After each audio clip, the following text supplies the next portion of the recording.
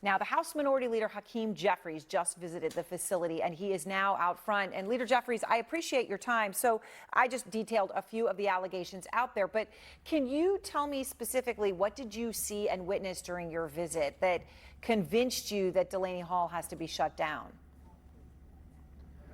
Well, good evening. Thanks for having me on.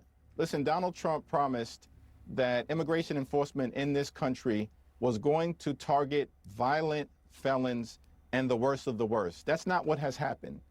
Taxpayer dollars are being used to brutalize or kill American citizens, which is what we horrifically saw happen in Minneapolis, or to violently target law-abiding immigrant families. Not a single person who we spoke with at Delaney Hall yesterday was a violent felon, someone who had been convicted of a crime or presented a danger, as far as we can tell, to the community. In fact, we spent a good amount of time with an 18-year-old girl who was a month away from finishing her high school graduation and has been detained now in Delaney Hall 4 months, who also appears to be here on a U visa, which is available for juveniles, and has been ripped away from her family, including her 2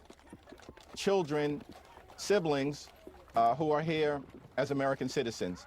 We also spent some time, talking to a whole lot of folks with serious medical conditions who clearly have not gotten basic medical care. Now, immigration enforcement in this country, it should be fair, just, and humane. And nothing that we saw at Delaney Hall or that people have previously experienced at Delaney Hall suggests that that is what is taking place. And that's why we believe it should be shut down. So the acting Assistant Secretary for Homeland Security had a comment about your claims and other criticisms, saying sanctuary politicians are spreading categorically false smears about ICE's Delaney Hall facility in New Jersey. These types of smears are inciting violent riots outside the ICE facility in New Jersey.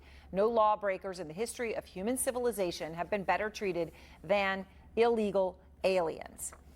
What do you say to that? Well, it's a wildly irresponsible claim, but this is what we should expect from the Department of Homeland Security and ICE, which is deeply unpopular with the American people, or from the Trump administration. Not a day goes by without them peddling a lie to the American people. And they obviously are trying to distract from the fact that the administration has been a total failure, a failure on the economy, a failure on immigration enforcement, a failure as it relates to this reckless and costly war of choice in the Middle East, which has caused gas prices to skyrocket for tens of millions of everyday Americans all across the country. We will continue to encourage people who show up outside of Delaney Hall to comply with the law and to peacefully demonstrate consistent with the First Amendment. At the same period of time, as members of Congress, led by the New Jersey congressional delegation, particularly LaMonica MacGyver and Rob Menendez, who have done a tremendous job, are going to continue to exercise our constitutional responsibility to engage in oversight to ensure that taxpayer dollars are being spent consistent with American values. I want to ask you about something else, if I may, Leader Jeffries, and this is a report from our K-File tonight about Daria Eliza Avila Chevalier, a Democratic socialist. She's endorsed by the New York City Mayor Zoran Mamdani.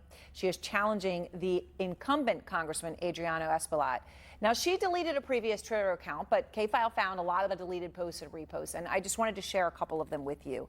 One of them is Avila Chevalier responding to a user asking what a better slogan would be than defund the police by posting, "F you, we're going to defund and abolish. You don't get to water down our movements."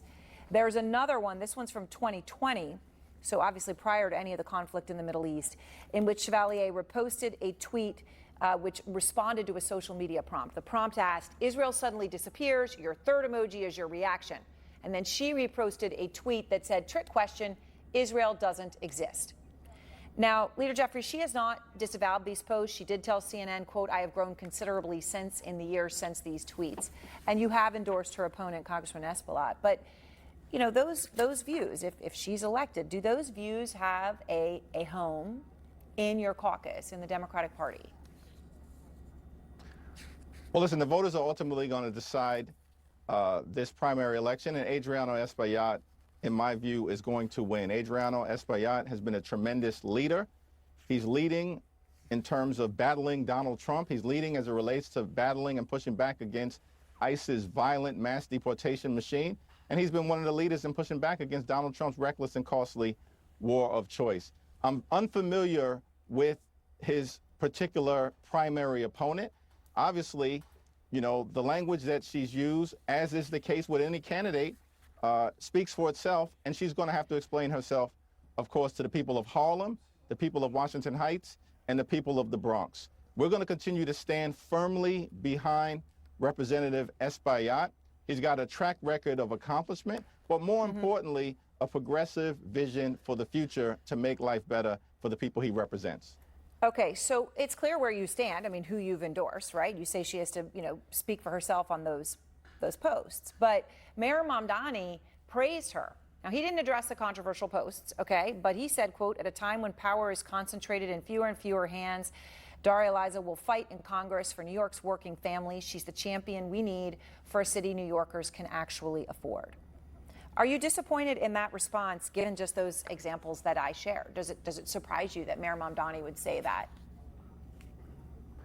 The mayor and I have agreed to strongly disagree as it relates to this particular race.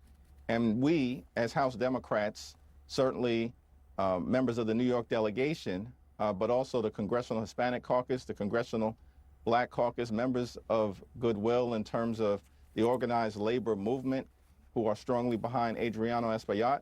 We've got to put the work in over the next few weeks to make sure that his track record is clear, it can't be distorted, and that Adriano Espaillat is able to communicate the fact that he is an actual, genuine leader who lifts people up as opposed to trying to tear people down. Leader Hakeem Jeffries, I appreciate your time and thank you very much. Thank you.